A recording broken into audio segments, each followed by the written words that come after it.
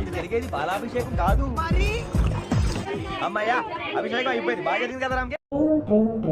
యాత్రికను కృపయా Dhyan they.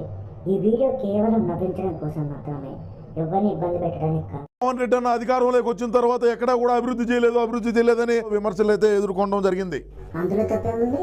అలాంటి వాస్తవాలుగా జనాలు చెప్తున్నారు. ప్రతి ఒక్క కార్యాలయం కట్టుకున్నాము అనుకున్న కాడ ఏదైతే మీరు పడగొట్టారో ఓవరాల్ గా అయితే చాలా పెద్ద కామెడీ అది. ఆ పడగొట్టడంతో వెలుగులోకి వచ్చింది మా అసలు కథ. లేకంటే అంతకుముందు ఎవడికి తెలియదు. అంతా సీమరాజు ఎందుకు చెప్తానంటే మీరు పడగొట్టింది కేవలం ఒకటేనో. అది అన్న బాధ. ఒకటి కాకుండా ఇంకా చాలా ఉన్నాయని చెప్పని అన్న చెప్తున్నాడు. అంతే కదన్నా? ఏ అధికారి దగ్గర పర్మిషన్ తీసుకోకుండా మేము ఎన్ని భవనాలు కట్టినామో ఈ రోజు సీమరాజా చూపిపోతాడు. నా మీద ఇలాంటి స్కీములు పెట్టకండి రా. అసలే సుఖ సంసారం లేనండి, సుఖంగా బతకనివ్వండి రా. వీడియోలు పూర్తిగా చూడండి.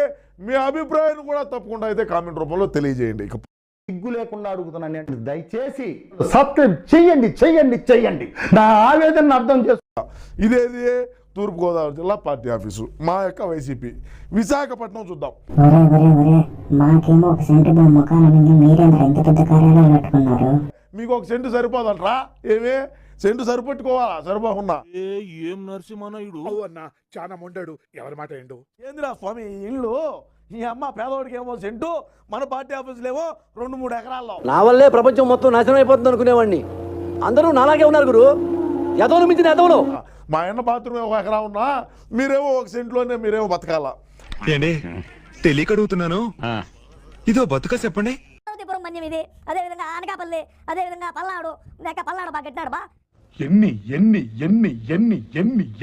దారుణాలు సార్. కృష్ణ బా, అదే విధంగా తిరుపతి, అదే విధంగా కర్నూలు, అదే విధంగా మన కడప వైఎస్ఆర్. డెవలప్మెంట్ అంటే ఏంటో అనుకున్నా, అన్న చేసిన డెవలప్మెంట్ ఇదే. నెల్లూరు, అదే విధంగా శ్రీకాకుళం, అదే విధంగా ఏలూరు, అదే విధంగా విజయనగరం. ఏముంది ఇందులో? మీ అక్రమాలు తప్ప నాకు ఇంకేం కనపడతలేదు. మేము చేసినటువంటి అభివృద్ధి ఏంటంటే ఇది అభివృద్ధి.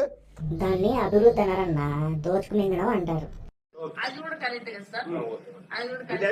ఈ యొక్క ల్యాండ్లకు ఎవడైతే మాకు సపోర్ట్ చేసినటువంటి అధికారులు ఉంటారో వారి మీద చర్యలు తీసుకోండి. ఏమైతుంది? వాళ్ళ మీద చర్యలు తీసుకోండి. వాళ్ళు పోతారు బొక్కలేకి, మాకేం సంబంధం? కేవలం ఒక పంచాయతీలోనే 1000 ఎకరాలు దోచినటువంటి ఘనత మా పార్టీకి చెందినటువంటి. మూర్తి గారు, ఇలాంటప్పుడే గుండె రాయి చేసుకోవాలి. ఒక్కో జిల్లా పార్టీ భవనం నిర్మాణానికి 15 కోట్ల నుండి 20 కోట్లు ఖర్చు. ఏమిటండి మీరు మాట్లాడేది? ఎవడమ్మా మొగుడి సొమ్మిది? ఎవడమ్మా మొగుడు లెక్క? మోసం చేసినాడు ఎవడు బాగుపడ్డాడు రా. మనం చేసేది గుళ్ళో పూజ. మరి రాజారెడ్డి ఏమన్నా దాచిపెట్టిన లెక్క ఏమన్నా తెచ్చామన్నా జగన్మోహన్ రెడ్డి గారు ఈ రోజు కడుతున్నాడు అని. ఈ సిస్టమ్ ముందు చూసావు, ఈ సిస్టమ్ ఇది నాకేం నచ్చలేదు.